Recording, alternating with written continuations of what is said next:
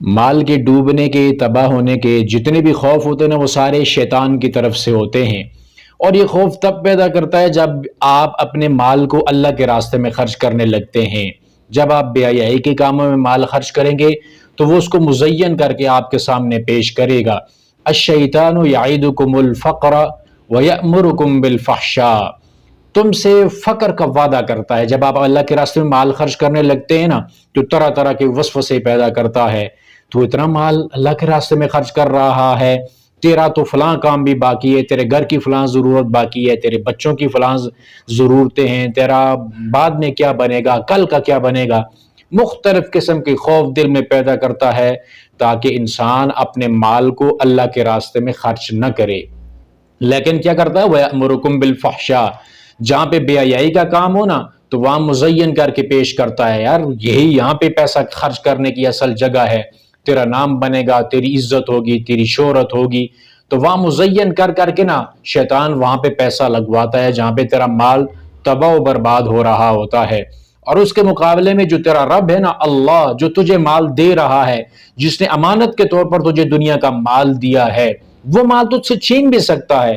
اس نے مال تجھے دیا ہے تو وہ اس رب العالمین کا کیا وعدہ ہے، واللہ یعیدکم مغفرۃ منہ وفضلا، اور جو اللہ ہے نا وہ تجھ سے یہ وعدہ کرتا ہے کہ میرے بندے جب تو اس کی راہ میں اپنے مال کو لگائے گا تو ایک تو ہے اس کی مغفرت تجھے ملے گی، تیرے گناہوں کو، غلطیوں، خطاؤں کو وہ اللہ معاف کرے گا، وہ فضلہ، اور وہ رب کائنات کا، اسے تیرے مال کی ضرورت نہیں ہے، وہ تجھے بڑھا چڑھا کے واپس کرے گا، تیرے مال میں برکت ڈالے گا، تیرے کاروبار میں برکت ڈالے گا، دنیا کی ہر چیز میں برکت ڈالے گا، اور پھر جو ایک کے بدلے میں 700 گنا تک زیادہ اجر اور ثواب بھی بڑھا چڑھا کے قیامت والے دن تجھے دے گا۔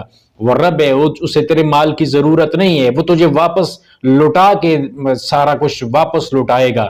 صرف دیکھتا ہے وہ رب کہ جو مال اس نے تجھے دیا ہے تو اس میں سے کتنا اس مالک کا حق ادا کرتا ہے۔ واللہ واسع علیم، اور اللہ جو ہے نا وہ وسعت والا بھی ہے، جاننے والا بھی ہے۔ اللہ کے پاس اتنی وسعت ہے، سارے کائنات کے خزانے اس کے پاس ہیں، وہ ساری کائنات کے خزانوں کا مالک ہے، جانتا ہے سب کچھ، کچھ بھی اس سے نامعلوم نہیں ہے، اس کے علم سے باہر کوئی چیز نہیں ہے، سب کا احاطہ کر رکھا ہے اس کے علم نے۔ تو ایک طرف شیطان کے وعدے ہیں فقر کے، بے حیائی کے کاموں کو مزین کرنے کے، دوسری طرف وعدہ ہے اللہ کا، تیرے رب کا، تیرے خالق، تیرے مالک کا۔ کس کا وعدہ؟